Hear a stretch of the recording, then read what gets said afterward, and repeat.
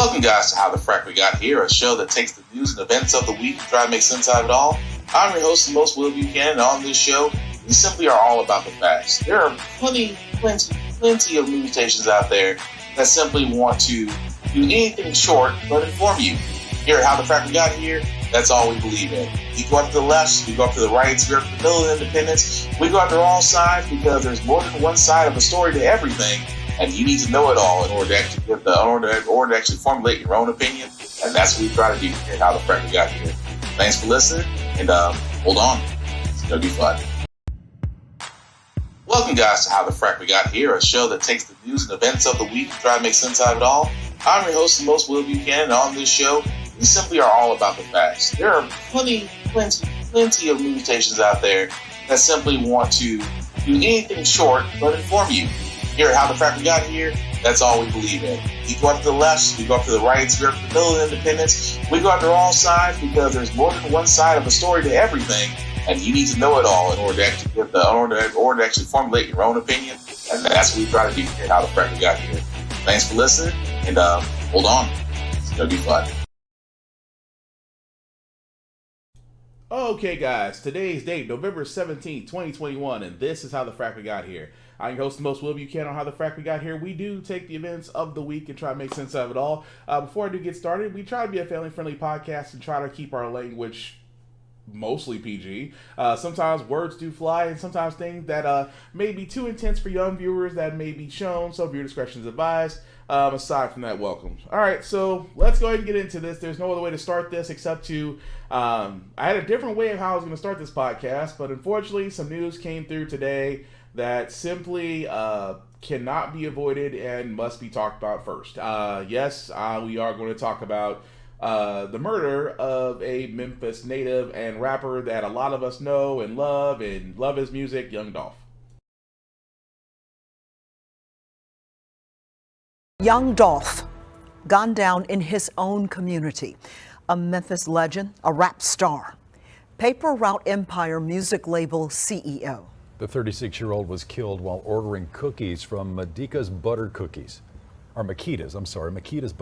That's off Airways Boulevard. The owner of Makita's Butter Cookies telling Fox 13 that Young Dolph was inside the bakery when someone drove up, fired the shots, fatally wounding the rapper. Thank you for joining us tonight. I'm Daryl Green. I'm Merle Purvis. It is a day that many of us will never forget. Tonight, there is a plea for peace and calm across the city. Around 12:30 this afternoon, we learned that Memphis rapper Young Dolph was shot and killed outside of a local bakery. A lot of people are full of emotion right now. That's a father, that's a brother, that's a son, that's a nephew. Other than being a superstar, that's somebody's child right there. This is what remains of a tragic day in the city of Memphis. We were the first to show you the close-up of this scene at Makita's Butter Cookies. Shattered glass, bullet holes, and crime scene tape. We have a team of reporters covering this horrific act. So yes, Young Dolph, Memphis native, 36 years old, passed away today due to his injuries as the fatal gunshot wounds. And I'm going to be honest, I usually don't cover this kind of stuff. Personally, for me, I can't really think of a song that he's done. So, I know a lot of my friends who are in the music industry have had the chance to work with him and get to know him. And from what was told to me, he was actually a straight up guy. He's actually been very philanthropic in Memphis as far as giving away gifts and turkeys out to the community and things of that nature. And I can't knock that type of person that wants to do that. However, we eventually, black folks, we're going to have that conversation. We are going to have that conversation of just flat out the violence. We just gotta talk about it. I said, because you know why, and I say this in so many ways, because that's always going to be a topic that conservatives want to throw at us. When we sit there and tell about law enforcement coming after minorities and you know, being unfair and things of that nature, they will be the first to sit there and say, and this is always their argument, what about black on black crime? I hate that counterpoint argument because that just takes away from the fact of it's a whole nother subject. But as black folks, we need to talk about black on black crime. I'm sorry, and you know, you can quote me on this all you want to. If you're not black, you can't talk about black on black crime. And at this point, we still don't have all the facts of who decided to pull the trigger on this young man. But again, it seems to be a stigma in the black community. And yes, we can sit there and say, well, you know, he was the type of guy that rapped about guns and violence and everything else, and so it just catches up with him. Again, I can't argue that, because for a lot of standpoints, I said that's where the evolution, and I said hip-hop did go toward gangster rap. Can't argue that. Can't argue that at all. Gangster rap in itself became very popular, still is popular among a lot of us who love hip-hop. It's a different genre. That being said, though, the violence that ensues from it, that's what I'm talking about. It's not always related to hip-hop, because a lot of it's in our neighborhoods. A lot of it's with our broken homes. A lot of it's with, you know, families that don't have a mother and a father. It's a lot of those where kids, you know, didn't get the help they needed getting through school, or even graduating high school, or dropping out, or, you know, trying to find educational opportunities, financial opportunities. Again, it's a melting pot, because this isn't just something that happened overnight.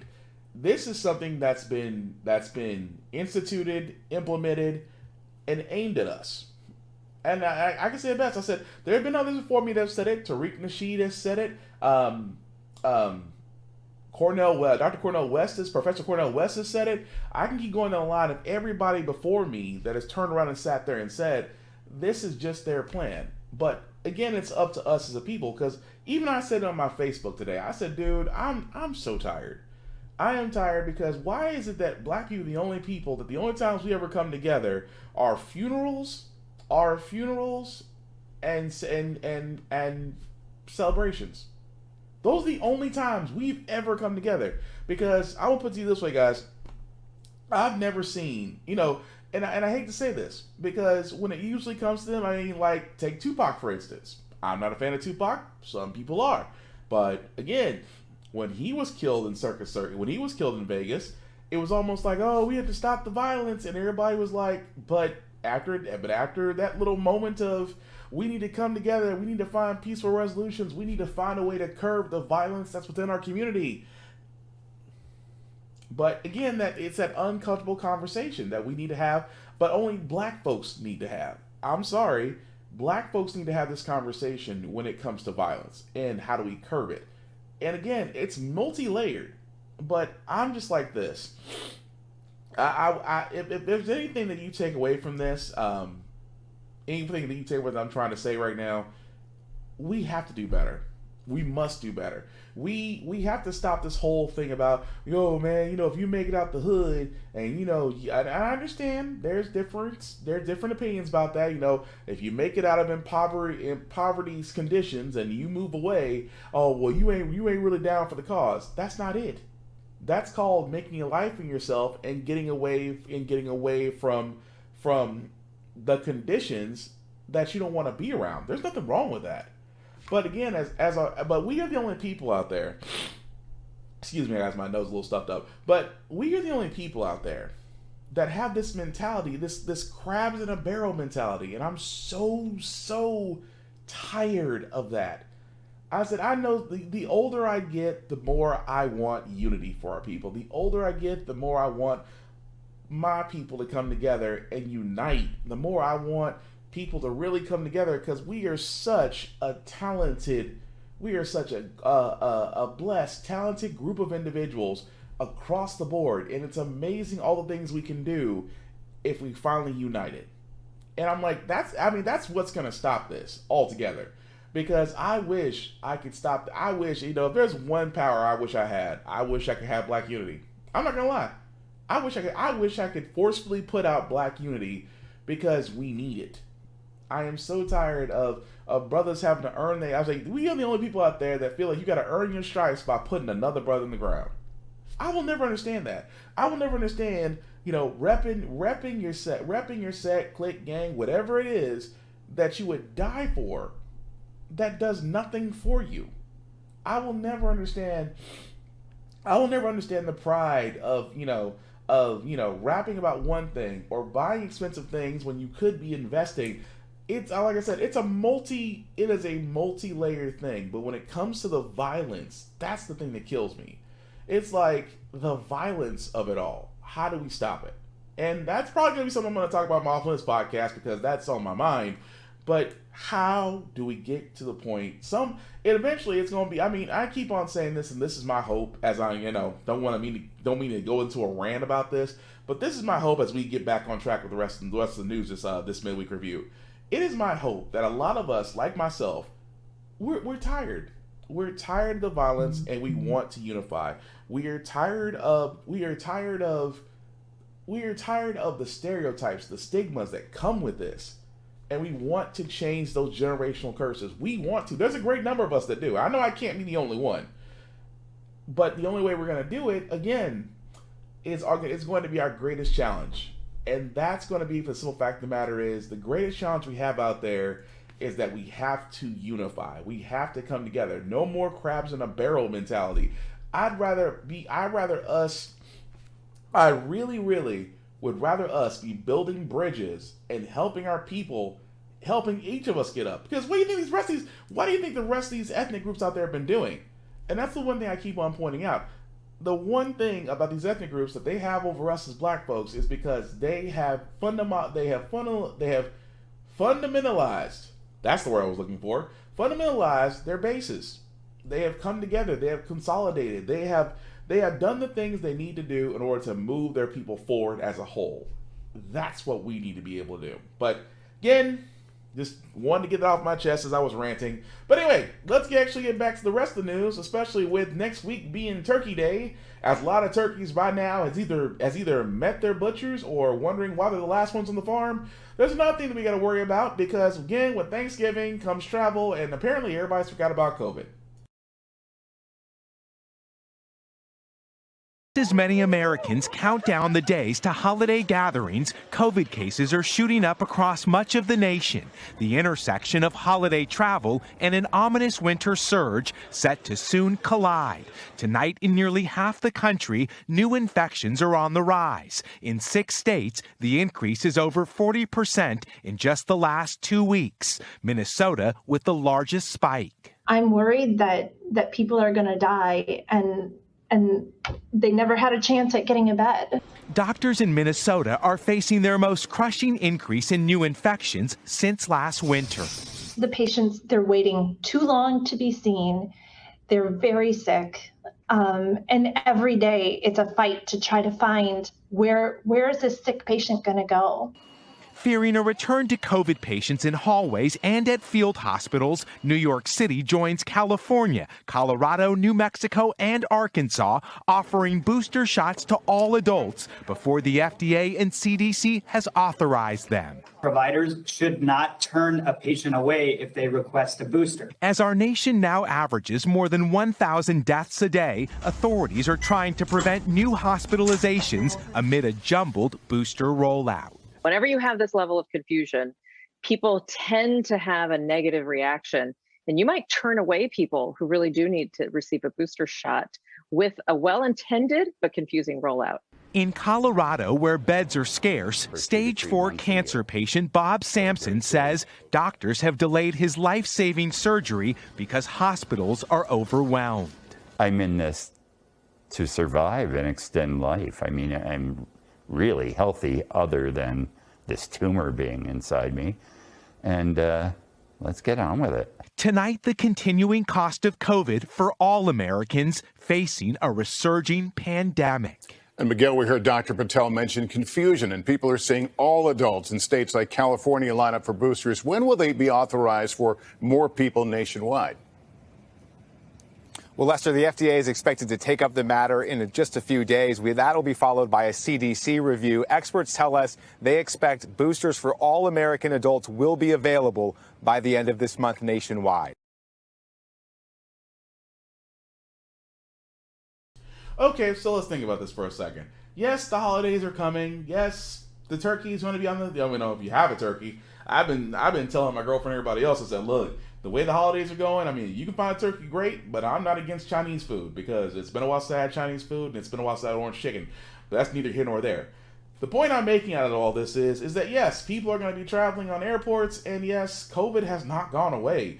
Matter of fact, COVID has increased in some areas. And the one thing I want to keep bringing up, and I'm going to keep bringing this up because there's no way out there, we're not getting away from it anytime soon, guys, is just that, again, your decisions affect others. Your decisions affect others. I don't know how else I could put this. I don't know how else I could say this. Your decisions affect others. So if you haven't got your shots, and the one thing I keep pointing out about this, if you haven't got your shot, I don't know what you're waiting on, personally. I mean, you could sit there, honestly, guys, you could sit there and say, well, the research is there, or things this, or things of that nature. Look, what you waiting for? Because the one other point I wanted to make about COVID is that for all those that immediately get sick and go to the hospital, you are taking away a bed from a patient who needs life-saving surgery. Just like that man back there, who's waiting to have life-saving surgery to basically save his life from cancer. There are many other people out there, transplants, tracheotomies, other things that require life-saving surgery that they can't even go have their surgery done because a COVID bed is taking their place. So, with all due respect, guys, and we're going to keep saying this until a lot of you out there who are still unvaccinated get the point, that the simple fact of the matter is, help us help others, and also be safe traveling, because again, please don't be the unruly passengers on the airplane just because you're complaining about a mask, because the simple fact of the matter is, I don't trust any of you guys on the plane, and honestly, it might be a while before I fly anyway, just because I can't trust people in a closed-off area, vaccinated or not. That's just me. But again, if you do travel, please be safe, be aware, wear a mask, and again, if you haven't been vaccinated already, what are you waiting for? It's that simple. Moving forward, guys, I did want to talk about this because, again, I am always up for gun laws and gun control. But this story was a downplay of what happens, and again, this recently just happened, of what happens when we trust people who conceal carry. And again, this is not always a everyday happening thing, but this is the argument I usually make about those who conceal carry.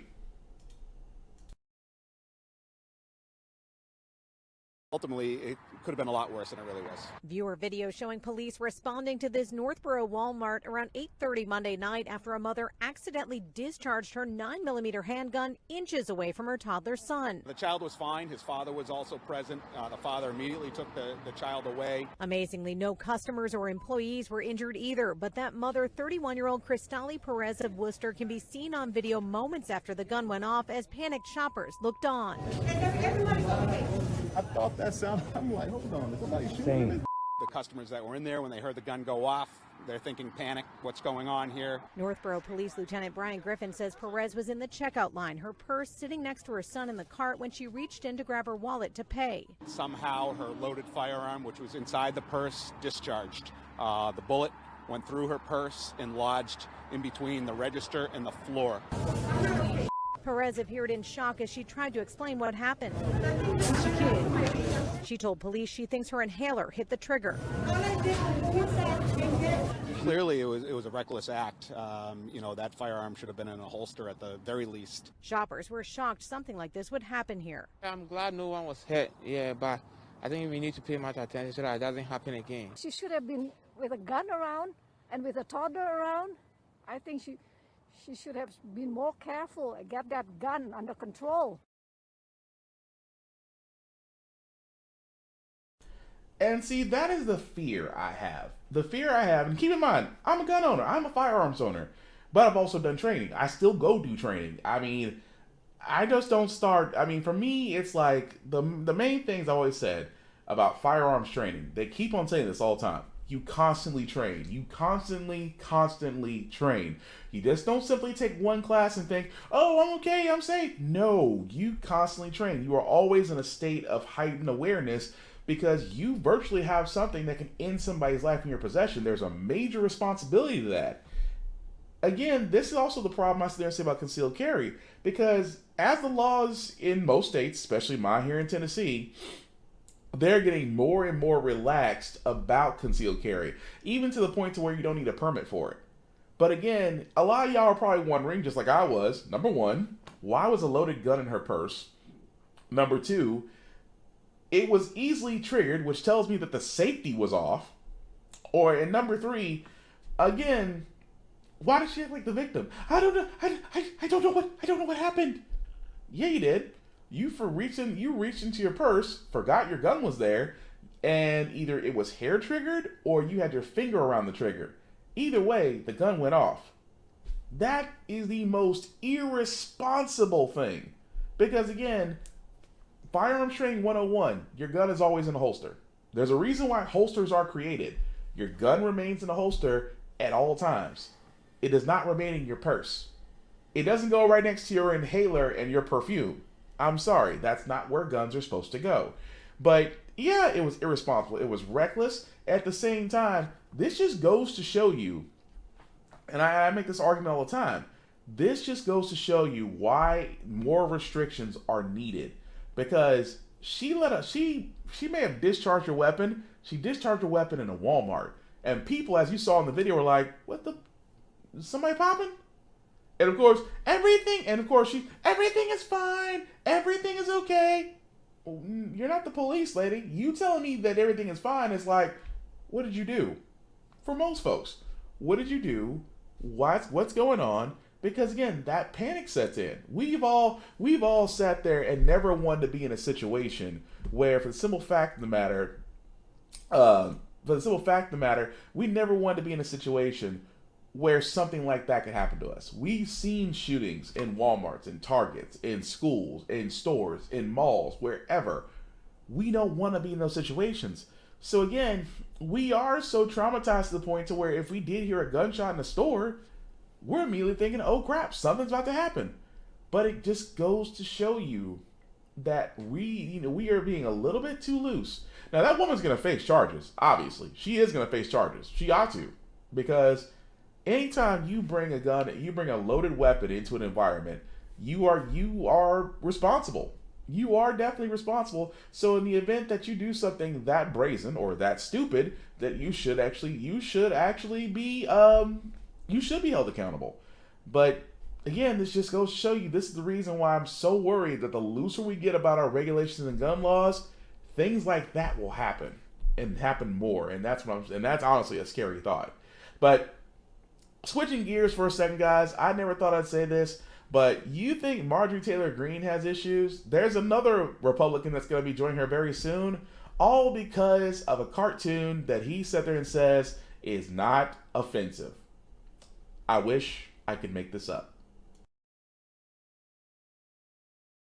Is facing intense pressure to suspend the account of one of former President Trump's fiercest defenders in Congress. Sunday night, Congressman Paul Gosar posted a photoshopped anime video that depicted him, you're hearing this right, killing Congresswoman Alexandria Ocasio-Cortez. It also showed Gosar attacking President Biden with two swords.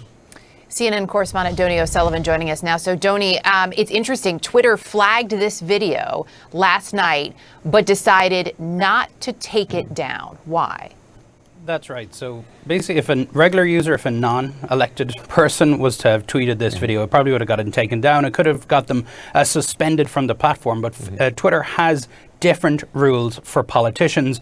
They flagged this tweet from Gosar, essentially saying that it violated their rules about hateful conduct, but it determined that it may be in the public's interest for the tweet to remain accessible. Basically, the argument here on Twitter's side being that they know this is hateful, potentially dangerous stuff, but they want to show it for what it is. Now, that is one argument. Others will say, well, this is also ginning up the base and it's dangerous, so it should be taken down. Worth pointing out here that Gosar also posted this video on Instagram, which is owned by Facebook, which of course is now called Meta. Facebook has done nothing about it. They haven't responded to our requests. We contacted them last night. But I guess this all sort of comes back to the point, of course, is that, of course, these platforms have responsibility, and it's right we ask them questions of what they're doing, but also just rather remarkable that a member of Congress is sharing something like this. Take a look at what AOC responded. She described Gosar as a creepy member of Congress, shared a fantasy video of him killing me, and he'll face no consequences because Kevin McCarthy cheers him on, GOP leader cheers him on with excuses, should I say, without excuses. So, you know, it comes back to, I guess, there's responsibility here on the person who's sharing it, on the part of the platforms, and of course on Republicans to call this sort of thing out. Final point I should also mention is that the Gosar's staff told the Washington Post that, you know, this is a cartoon, don't need to be worried about it, don't take things so seriously. And I expect we will see a lot of people who were very upset about Big Bird getting vaccinated over the weekend now defending this as just a cartoon. There's no way else I could say this. But again, a cartoon, which of course we're not going to show here, but if you go on Twitter and Instagram, it is still there, where this individual, Paul Gosar of Arizona, decided to apparently show his lack of appreciation by showing a cartoon using Attack on Titan, which again I was offended because you saw I used Attack on Titan as your example, to where it showed that, you know, visibly AOC, Alexandria Ocasio-Cortez, and President Joe Biden were being executed. He called it a joke. The Washington Post said, don't take this seriously. Here's my thing. Because the GOP says a lot of things, and they're complete hypocrites. But when you show a video of you where you believe that two individuals should be executed, that's not satire. That's not satire at all. Because you know why? Remember Kathy Griffin Kathy Griffin 3 years ago had a depicted head of Donald Trump? Remember, Kathy Griffin, all red, holding a severed head of Donald Trump. And how many GOP people thought that she should be canceled because of that? And she called it satire. She called it, this isn't hateful speech, this is satire. Remember, everybody from Trump all the way down said that this was distasteful, that this wasn't funny, and that she should be canceled. Fast forward 4 years. A Republican has done the same thing. Silence. But the Democrats have decided that, you know what, just like Marjorie Taylor Greene, you will be stripped of your from your committee duties and things of that nature. So now in the Republican world, besides Marjorie Taylor Greene, there's actually another Republican who is literally getting paid for doing nothing. Aside from Matt Gaetz, because again, his trial is still pending. So technically you have three Republicans who are getting paid for doing nothing. But again, AOC was right. Minority Leader Kevin McCarthy has the ability to basically remove people from the House as he's the House Minority Leader. Will he do it? No, because he won't. Kevin McCarthy is too busy. Kevin McCarthy is too busy doing the will of Trump. And trust me, as much as I hate to say it, Trump is like that evil villain that is still lurking around because he still thinks there's a chance he can come back. But again, I'm not surprised. But speaking of Trump followers, remember the QAnon shaman guy who apparently wanted a vegan diet while he was in prison? Yeah, he finally got sentenced. Breaking news into CNN, one of the key figures in the Capitol insurrection, the so-called QAnon shaman, has been sentenced now in federal court. Let's get back over to CNN's Whitney Wild, who's been tracking all of this. She's outside the courtroom in Washington. Whitney, what are you hearing from the judge? The judge has now sentenced Jacob Chansley, also known as the QAnon shaman, to 41 months in prison with 36 months of supervised release. This is a remarkable case for a list of reasons. He was the most notable figure throughout this insurrection. He's the man who was walking through the Senate chambers with a bullhorn, with face paint, with fur. He is not convicted of a violent crime. So this is why this 41 months in prison is so significant. Kate, the Department of Justice had asked for 51 months in prison. The judge obviously giving slightly less than that, but it is about comparable to what exactly comparable to what he gave another man who was sentenced last week in his very same courtroom for a violent crime, for punching a police officer. So here we have these two crimes, one person affecting this insurrection by their leadership and by their actions and by their words, and another person affecting it by an act of violence. And in the judge's eyes, Judge Royce Lamberth, those two things are the same. And this is really a benchmark for how the rest of these cases are going to go. Jacob Chansley's case ushers in a new era of these higher level, more visible defendants facing higher level crimes going through the justice system. So, Kate, this is really the watermark now for how other, the Department of Justice is going to approach other cases, as well as perhaps a benchmark for what other judges may award here in these sentencings for these riot defendants, Kate. 41 months, just shy of 3.5 years. That is a sentence for Jacob Chansley. Thank you for that breaking news report. 41 months. That's what it is. 41 months. 41 months, 36 months, 41 months, 36 of supervised release. I'm sorry, but I guess I shouldn't have been expecting more. I guess I shouldn't have been. Because keep in mind, these are individuals that literally and figuratively were incited by Trump to stop the electoral vote count, who raided a government facility, who broke and destroyed government property. And again, why don't we call them what they are? Terrorists. But no, they're rioters. No, they're terrorists.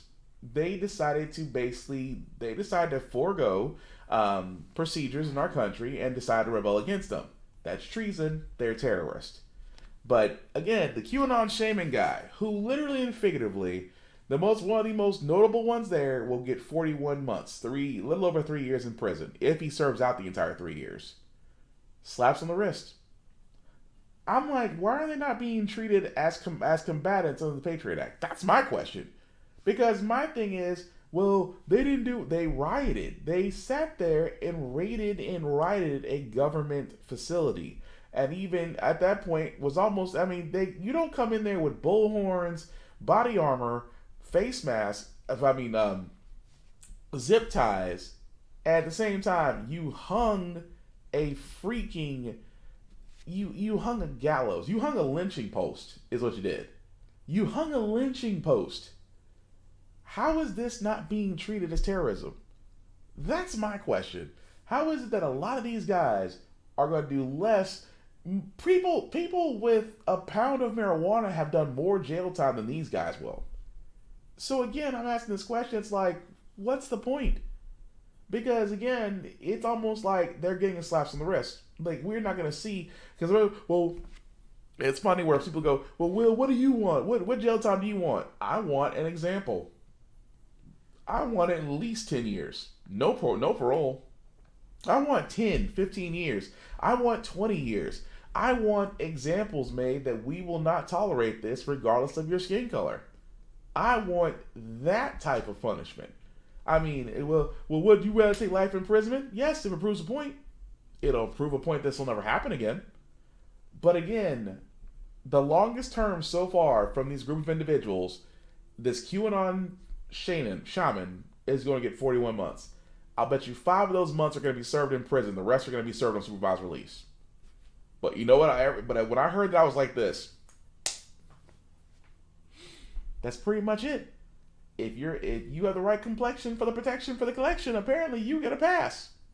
Versus, like I said before, and it's been said by so many people, had that been a whole bunch of black people, we already know the difference. It would be a way different outcome. But keeping along with the Republicans, like I said, that we heard one Republican who literally sat there and said, "I want the president and a certain Senate and a certain House representative to die." Now we get to the Republicans basically saying to Liz Cheney, you're not even a part of our group anymore. Why? Because you went against the hand of the king. Republican Party, its Central Committee, voted to no longer consider Congresswoman Liz Cheney a member of the party. The decision all stems from Cheney's efforts to hold Donald Trump accountable for his role in the insurrection on January 6th. The news broke in the Casper Star Tribune. The vote was 31-29.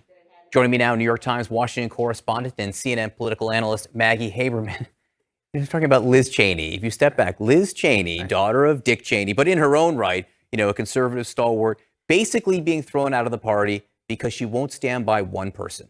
Yeah, and look, when the argument by Kevin McCarthy was that you can't have a member of leadership who's criticizing leadership when Cheney was in leadership, that, a lot of people objected to it, but there was more logic to that made some sense. This is basically, you're not a Republican if you don't favor Donald Trump. And that is something that we have not seen before. That is something different. And the more that you see this spread through the party, the harder it is going to be for anyone trying to challenge Trump in any way going forward. That's not democracy. And they're right. Say what you want about Republicans, and I say this all the time, that yes, that, I don't know how Republicans can still have black people and women still calling themselves Republicans, but again, the current Republican Party seems to favor Trump because Trump still has his leagues of idiots.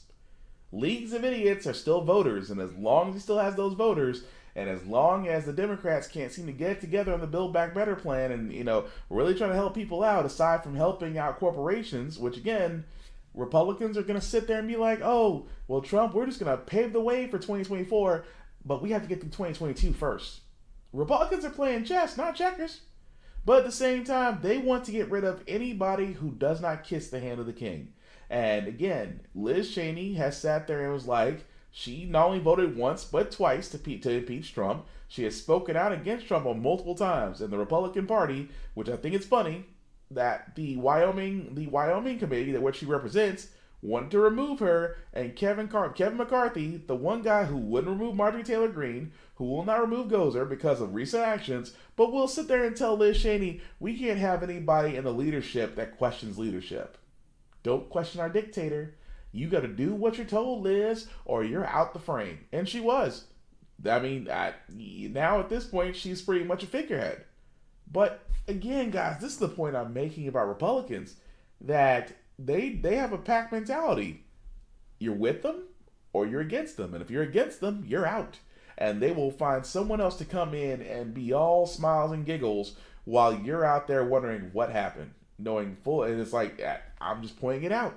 And I just mean that because, again, and I point this out about how dumb Republicans are. Dumb is in the fact of how easily you can be in bed with them and how easily you can turn around and figuratively and literally be pushed up. You don't believe me? I've said this many times on my podcast, that for the simple fact of the matter, if tomorrow I started pushing everything conservative, spouting out Donald Trump's BS facts and things of that nature, if I kept doing that, I guarantee I'd be on Fox News tomorrow evening, probably with douchebag Tucker Carlson, trying to sit there and say, we see that you're a Trump supporter, and I wouldn't do that, but I'm just saying how easy it is. Until you mess it up like Candace Owens and get pushed out, because sometimes when you're too black and too radical for the Republican Party, that's saying a lot. But this person who's running for the Michigan office, she is every bit playing the playbook of how to get ahead by backing Trump. Elections now wants to be in charge of them. It is completely criminal. Christina Kharam has not been shy in insisting there was widespread cheating in the 2020 vote, touting debunked claims. It is not right that hundreds of thousands of votes are allowed to be considered as lawful votes when we know they're illegal. And saying Donald Trump was the true winner in Michigan. Donald Trump won Michigan. Unsurprisingly, she now has Trump's backing in her bid to become Michigan's next Secretary of State.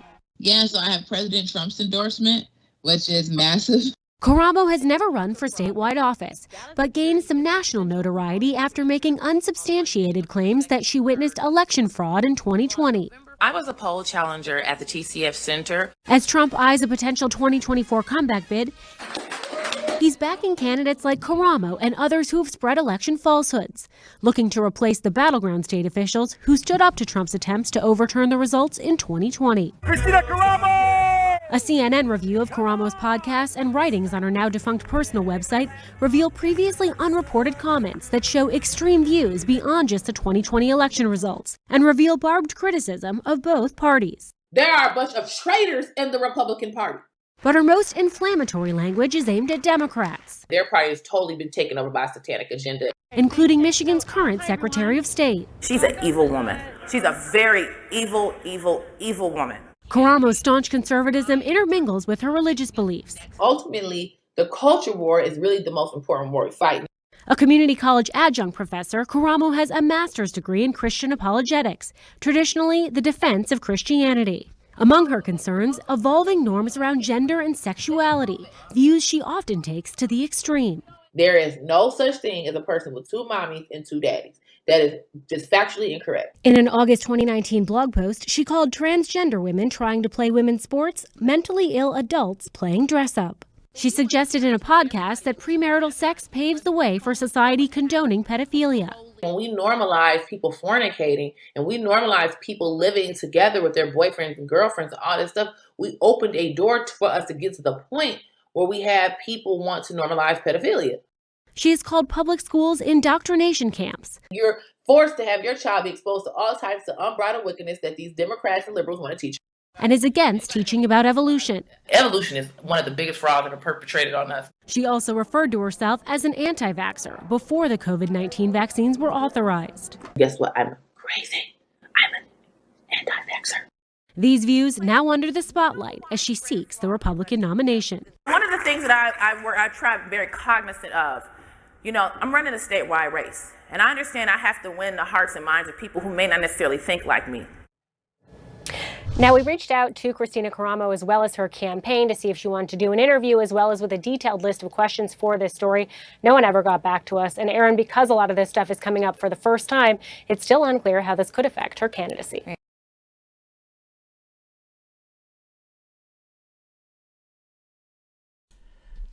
Do you know how freaking scary that is? I'm not saying I'm Nostradamus. I'm just simply saying, for the simple fact of the matter is, that is a woman who literally is spewing BS. She is spewing crap. And she believes it. But you know the messed up part about this whole thing is, she's the right skin tone for the Republican Party. And she's a woman, she's black. You don't think for 1 second they're going to stand and be like, you know what? That's what I think the Republican Party is. The Republican Party is basically like, we're not racist. We have a black friend. There's the black friend. And the most messed up part about it is the fact, again, is she kissed the hand of the ring. She kissed the hand of the king. Oh, Trump should have won that election. She's still sounding the same old BS. At the same time, she's hitting all the right notes. Critical race theory, schools are indoctrination camps and things of that nature. How premarital sex leads to pedophilia, which again, there's no evidence to support that. Again, I keep pointing this out. If you spout their BS, how quickly you rise. And she's only the next one up. I mean, what was that? Diamond and Silk and those 1776 twins, they're still on YouTube. She is the flavor of the week, if you will. Because trust me, just like Candace Owens, she will be on the outs. She'll be right next to Ben Shapiro, and apparently Ben Shapiro, who in my mind looks like every serial killer from every Criminal Minds episode, she's going to be in that barrel. But don't think for 1 second that her candidacy will not get her as Secretary of State for Michigan. Because again, the one thing I'll say about Republicans, yes, they're idiots, but there are a lot of idiots that will vote for them. And that alone is effing scary. But moving forward, guys, I did want to talk about the two most important cases going on in America right now. Kyle Rittenhouse, in which now that both the state and the the state and the defense have rested both their cases. It is now in day 2 of deliberations, as the rest of the country is waiting to see what these 12 jurors, I'll say it right. These 12 jurors will decide about the fate of this young man, as possibly at this point, he could be facing life in prison. But Again, I'm more worried because of what the judge just recently did. Kyle Rittenhouse facing charges in the shootings of 3 people. 2 of them were killed during police protests in Kenosha, Wisconsin. Today, the unusual scene when the judge had Kyle Rittenhouse himself pulling numbers from a lottery-style drum at random to ultimately determine the jury that would decide his fate. In the end, 7 women and 5 men, 1 person of color. The prosecution argued this can't be self-defense when you create the provocation, that there's no self-defense against a danger you create. The defense arguing it was self-defense, arguing Rittenhouse thought his life was in danger. Rittenhouse facing 5 criminal counts, and if convicted on the most severe charge, he faces up to life in prison. The jury today requesting extra copies of the judge's instructions that run some 36 pages long. And tonight, as we await a verdict in this case, some 500 National Guard troops are standing by outside Kenosha. Our senior national correspondent, Terry Moran, leading us off from Kenosha tonight. In the courtroom in Kenosha today, a striking moment. Kyle Rittenhouse facing life in prison if he's convicted on the most serious charge, drawing the numbers himself at random, determining which of the 18 jurors who watched the entire trial will decide his fate. Number 9 and number 52. In the end, those jurors, 7 women and 5 men. One of the 12 is a person of color. Rittenhouse faces 5 felony charges, from first-degree intentional homicide, the most serious charge, to reckless endangerment. So the jury must look at each of the 3 shootings, 2 of them deadly, Rittenhouse committed that night last year. Each one captured on videotape and testified to by witnesses. I thought that the defendant was an active shooter. This case carrying unmistakable political overtones, those protests sparked by a police shooting, and the defense clearly trying to put the protesters themselves on trial. The rioters, the demonstrators who turned into rioters, those are the individuals who bring us forth. They were pushing, firing dumpsters, destroying property. Everything this community went through, the only person who shot and killed anyone was the defendant. Yes, there was property damage. No one's here to defend that. You cannot claim self-defense against a danger you create. This small city still traumatized by that night. The local sheriff today issuing a statement saying he sees no reason for curfews or road closures, and Wisconsin's governor urging people to remain peaceful. All right, let's get right back to Terry Moran tonight. And Terry, a couple of things today. That drawing of the numbers determining the jury here by Rittenhouse himself. I don't remember ever seeing that. Have you? And the second question, of course, the jury asking for more copies of the instructions. That's right, David. On Kyle Rittenhouse choosing the numbers, I've never seen a defendant do that. Many lawyers I've talked to have never seen that. It's usually the court clerk or the judge, but this judge, as we've seen, has his own ways. As for what the jurors are looking for, they did it in 2 stages. The first thing they wanted, the law of self-defense and of how a defendant gives it up if they provoke the attack. That's the heart of this case. And then they wanted it all. So they're being methodical, like most jurors do. David? Terry Moran into the. So the weird part about this is with this trial, again, aside from the judge being extremely biased, trust me, if you've been following this case, Judge Schroeder has been extremely biased, especially when it comes to Kyle Rittenhouse. Because again, I looked into this; it is not beyond the pale of the defendant using the lottery system to pick whatever jurors are going to decide his fate. It's not uncommon. Usually, it's done by the court clerk. My words are going out the window right now. Court clerk, or it's being done by someone else of the court, another officer of the court. But it's very rare, if any time, that the defendant gets to lottery pick his jurors. Again, I just felt like, and I'm going to be honest with you guys, there's one other part of the story that I forgot I didn't catch that I did want to talk about also. You're probably wondering, as they went through the charges, that there is one charge that's missing. The charge of the gun, because keep in mind, Kyle Rittenhouse was 17 years old when this happened. And so in Kenosha, Washington, if you're 17 years old and you're possessing a firearm, it's illegal. So he was given charged with illegal distribution of a firearm. However, the judge threw it out. Why did he throw it out? He threw it out because of this very reason. Because under Wisconsin law, anyone under 18 possesses a dangerous weapon is guilty of a misdemeanor punishable up to 9 months behind bars. However, there is a little bit of understyle writing under this. That, again, this is from a law back in 1991 where it says that the ban on minors possessing dangerous weapons only applies to minors armed with rifles or shotguns only if those weapons are short-barreled. His AR-15 Star rifle was not short-barreled.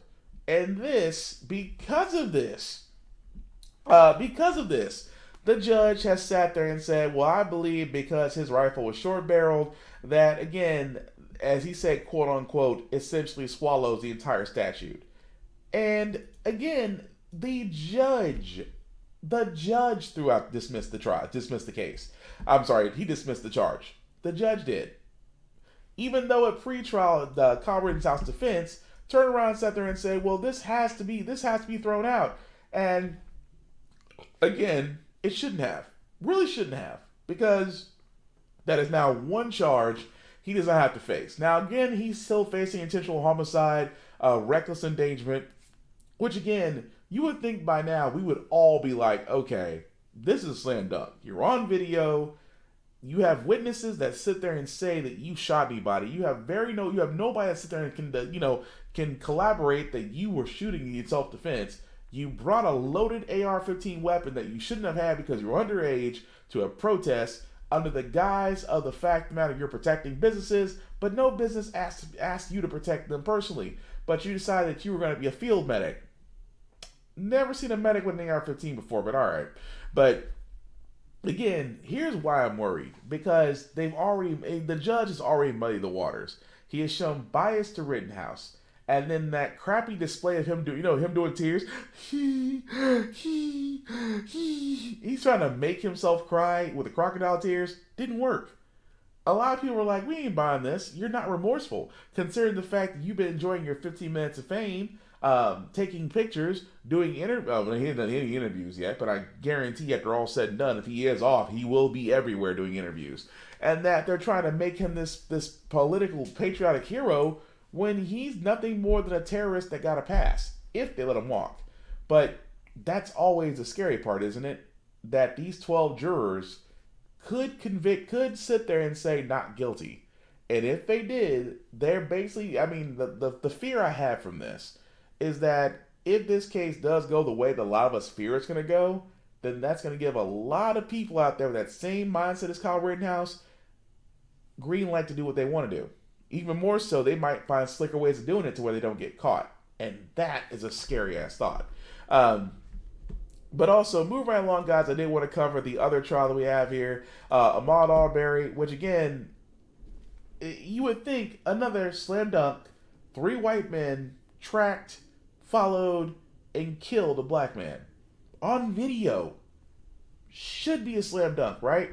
Well, the defense of these 3 white men is pulling out all the stops, including going after people, especially those who the family calls to sit with them in court. I cannot make this up.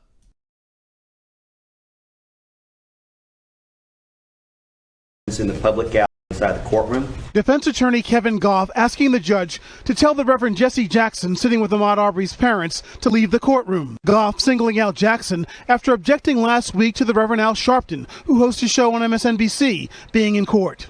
Both men invited there by Arbery's parents.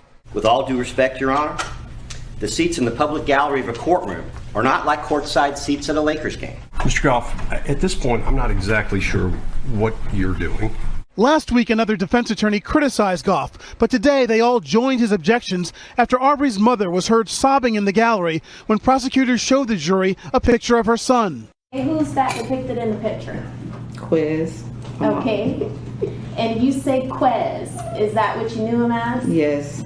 Ladies and gentlemen, if we just take a moment, if we take a 5-minute recess.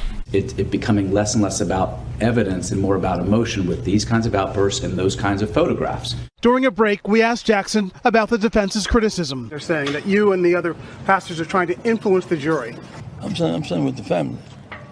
I don't know the jurors. I don't know any of them. Right. That's right. Right. Come on, Jay. That's right. Come on, I Red. don't know any of them. If my president sends to affirm the innocence, victimhood of young man who was killed. As tension grew, eventually the defense attorneys asked for a mistrial, arguing that the atmosphere outside the courthouse, where a small group of Arbery supporters gather each day, and inside because of who's been in the public gallery, make it impossible for the defendants to get a fair trial. I have said over and over and over in this trial that I am attempting to ensure that in this courtroom that the defendants receive a fair trial, and I will continue to do that.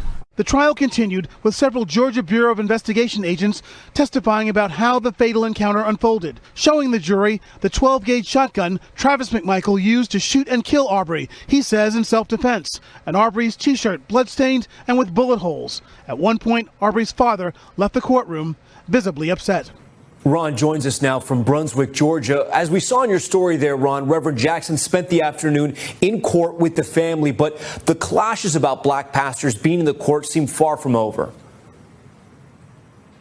Yeah, defense attorney Kevin Goff in particular seems to really have latched onto this issue, and he may bring it up again. But the judge has been very firm that this is a public gallery and that he's not going to restrict people coming in. There are already COVID restrictions which limit the number to a very small group of people. And Arbery's family and supporters really see this as just such insensitivity and such pure racism, to be blunt about it. They are very upset about this as well, and we expect that there are going to be dozens, 100 black pastors here later in the week for a big protest. And Ron, as far as the legal back and forth go, it appears the prosecution is getting near the end of its case, and we're expecting another very emotional day tomorrow in court. Yes, because the prosecutors have said they will call the medical examiner next, and that person will go through all of Arbery's injuries, the wounds, how he died. Expect a lot of very graphic, emotional testimony. Remember, the prosecution is trying to convict the defendants of not just murder, but murder with malice, that they intentionally and deliberately killed Arbery. So the prosecution is going to walk them through the details of what happened, the horror of what happened. So it could be a very tough day for the family and everybody else watching this trial. Tom? All right, Ron Allen.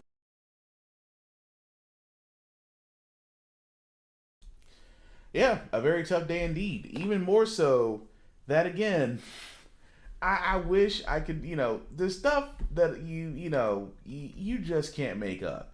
And you would think this is a slam dunk case. Even more so that they're worried about black pastors. There's one thing that kills me about this whole thing. If that doesn't scream blatant racism, I don't know what does. Because I said it best on the previous podcast. What if Joel Osteen was sitting right next to him? Or Kenneth Copeland, Joyce Meyer, someone who is a pastor that isn't black. Would he still say the same thing? I'm like, but because Al Sharpton, Jesse Jackson, what's next? T.D. Jakes? It's the whole thing's like, well, they can influence. I said, black pastors can do a lot of things, but they can't change the minds of the jurors. And it's an open forum. So the judge is right. He can't stop anybody from coming in there. And like the report, like the journalist said, it's already COVID restrictions, so there's already a limited number of seats. What the problem going to run into is that, yes, those three white men are getting a fair and decent trial. It's just the fact that you can't fight the overwhelming evidence that you did murder a black man, and that now you all will have to face the crime for it. Even more so that even one of them came forward and wanted to testify. And again, you can't make this up.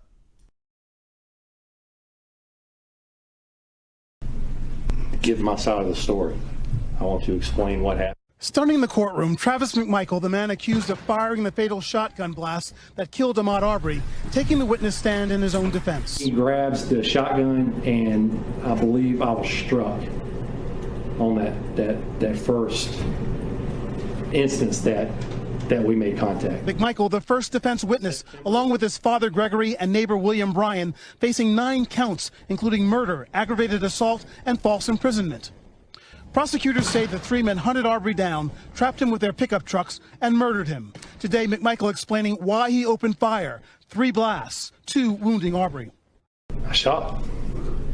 Why? He had my gun. This is a life or death situation. And I'm going to have to stop him from doing this, so I shot. Did he stop when you shot? He did not. Through the trial, the defense highlighting home security videos that it says show Arbery at least 4 times at night in a neighborhood house under construction. and that McMichael had encountered Arbery near that house 12 days before the fatal encounter. And goes to reach in his pocket or waistband area. McMichael insisting he had every reason to suspect Arbery committed a crime the night in question. That final shot, he disengaged, and at that point, he let go, he turned and continued to run down Satilla. And at that point, I was in shock. Prosecutors arguing there's no evidence Arbery had ever stolen anything in the neighborhood, nor that the defendants ever tried to make a citizen's arrest. Prosecutors say the defendants deliberately and intentionally murdered Arbery. You didn't tell your dad this is a really, really bad idea that could go really wrong for us and we should just stay here and call 911. You didn't say that, did you? I did. Ron Allen joining us now. Ron, what's been the reaction from the family of Arbery to this unexpected testimony today? I just spoke to his mother, who says she hopes that all three defendants testify. She wants to hear in their own words what they were thinking that day. She said that based on the testimony today, she thinks the men made all the wrong and worst possible assumptions about her son, and they had no reason to shoot and kill. Yeah. You basically, I mean, there's other way I could put that. Yeah, that's a former wrong assumptions is exactly right. Because the simple fact of the matter that you basically, you stalked, you hunted, you say you tried to make a citizen's arrest, and then in the testimony you're like, well, he reached for my gun. Well, if you're coming with a shotgun, yeah, I'm going to defend myself. Because you engaged conflict. It's just like Kyle Rittenhouse. It's just like the lady in Walmart. Whenever you bring an armed situation, you bring somebody armed to a situation, it invites conflict. Conflict is not that far off. Why are y'all surprised?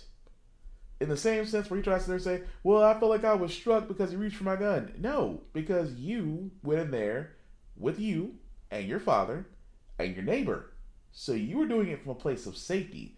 And the whole citizen's arrest thing, that's just weak sauce. Because there's a reason why a lot of people don't do citizen's arrests. Because citizen's arrests should not be attempted by anybody but law enforcement. Because I can do a citizen's arrest. Just like the person that I'm trying to do a citizen's arrest on can do it on me. They don't hold up. They're not with merit. They should never be attempted. It's that freaking simple. But even on top of that, the evidence is the same. They know it. Their defense knows it.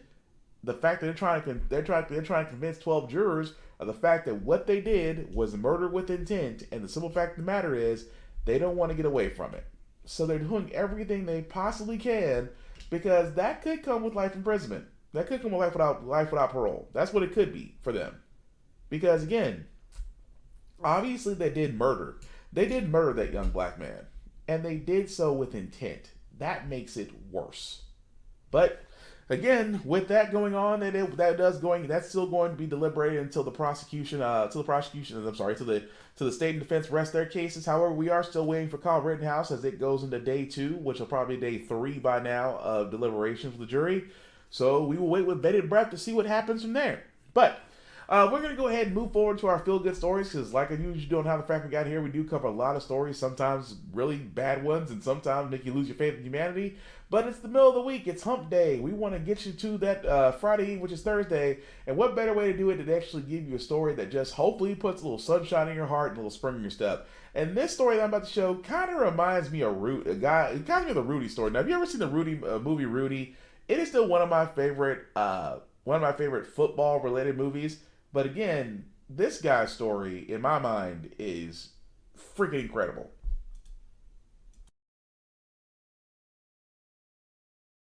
Tonight, how one man went from Navy SEAL to college football player. Damian Jackson is 250 plus pounds of persistence. I feel like my whole life has been non-traditional. After graduating high school, Jackson joined the Navy, hoping to become a Navy SEAL. I think we started with about 235 people that were trying out, and then we ended with like 25, 30. He made the cut, working as a lead breacher. I would handle any types of explosives, anything that has to do with getting through things, like opening doors, getting through barricades. At 24, after 2 deployments, Jackson decided to chase another dream. I decided that I wanted to go to college to play a sport. Despite having never played organized football, he ended up at the University of Nebraska, trying out for the Huskers as a walk-on. They tell you if you don't hear from us in like a week, then you didn't make the team, and didn't hear anything. So I called one of the guys, his name's Cheney, and he said, no, you didn't make it. He kept sending emails. I decided to wait outside of the stadium for a couple days until I saw the coach. His persistence paid off, but his learning curve on the field was steep. When I first got on the team, I had no idea what they're talking about. At 29 years old, today Jackson leads his team onto the field on game day. I knew his dream was to be a Nebraska football player, and I just wanted him to see that through for what he did for our country. If you have a dream, exhaust all your options, then just keep going. Drive and dedication wins the day. From Navy SEAL. I mean, I ain't mad at the dude. If that ain't a Rudy story, I don't know what is. Again, if you've never seen Rudy, you really should. It's actually one of my more favorite football movies. But anyway, kudos to that guy. But that's going to do it for our podcast, guys. And thank you all for watching, for liking, for letting people know we're live. I certainly appreciate that. Some shameless plugging before I do get out of here. I do want to start with my buddy Big VZA Dot, who recently had a birthday, just yesterday actually. So happy birthday, Vaughn. But you can definitely find him, Vaughn Westman, on Facebook, Big VZA Dot on socials, where he usually has a couple of podcasts, Smoking Trailer Sundays, every Sunday from 6:30 to 9 p.m., in which he goes over movies and video game trailers that he finds interesting, and therefore he wants to show you guys. I'm almost 90% sure he's going to talk about the Spider-Man one. If he's not, I'm pretty sure he is.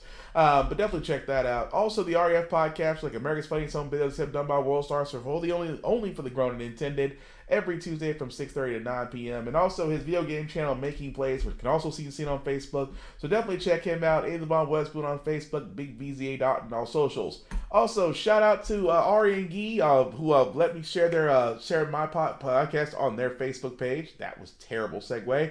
Ari and Gee present Geek Salad. A couple other podcasts and brother and mine I've met this year, and was glad to meet them. They are a couple of brothers that have their own show called Geek Salad, in which they go over everything of pop culture and non-pop culture, but definitely give their opinions on everything. And again, fun to be around, and definitely looking forward to be on their podcast or have them back on my podcast once more. But definitely check them out on Facebook as well as YouTube. Ari and Gee present Geek Salad. Definitely good Cooper guys there. Now, as far as yours truly, the link at the bottom, you copy and paste that in your browser, will take you to my link tree that has the Facebook and YouTube groups for all of my podcasts. How the Frack Got Here, Get Bit, and of course the Outfits Podcast. My IG handle, BlackFox447. You can follow me there on Instagram. As I usually do, post a lot of movie reviews, video game reviews, gem stuff, because I do a couple push-ups, and also some inspirational stuff. Because like I said, my whole goal is to just inspire, to help, to light a fire into people. Because sometimes motivation is contagious. So hopefully, what I can do for others that can be done for me, and it's just one big whole receptacle of karma. That's just my thing. Aside from that, guys, like I said before, COVID-19 is still real. The variants are real. Please get vaccinated if you haven't already. Please schedule your boosters if you haven't already. Please still wear a mask. Try to be safe, because again, it's not just about getting everybody together. It's about those that still need that hospital assistance, that still need kidney dialysis, that are looking forward to surgeries, replacements, transplants, things of that nature. They really need those. The way that we can help those people get in there and get the life-saving treatment and surgeries that they need, guys, is that we do better as a group, which means that vaccinations, masks, being aware, social distancing, let's do those things, because the holidays are coming up, and yes, we want to be with each other around the table. And trust me, the Black Friday sales are not lost on us, but hopefully you guys will exercise caution, and just really protect yourselves. When you protect yourselves, you protect each other. Your decision no longer just affects you. That's all I'm saying. Beyond that, guys, small programming note, there will not be a Get Bit podcast this Friday. We will come back to you guys post Thanksgiving, so just a small programming note there. But the last thing I'll say about how the Frack Got Here, it's all about staying informed. We're not trying to change minds, persuade the people. We're just basically trying to do what the news stations of old try to do, which was basically give you all the information and allow you to make up your own mind for yourself. We do a lot better as a society once we're informed. We're progressive, we move forward, we try to right the wrongs of our past by making decisions now that should have been done a long time ago, like electing our first Madam Vice President who was black. Still hope for Michelle Obama and her husband in 2024. Because President Michelle, Madam President, you need to happen, because we know that you will elect your husband to Supreme Court Justice. Help, Michelle. We need you. more than ever. That being said, guys, thank you all for watching. If you're watching this on the playback, please comment if it's live. I still want to know your opinions on everything we talked about. Aside from that, guys, please take care of yourselves and each other, and we will get through this. Peace.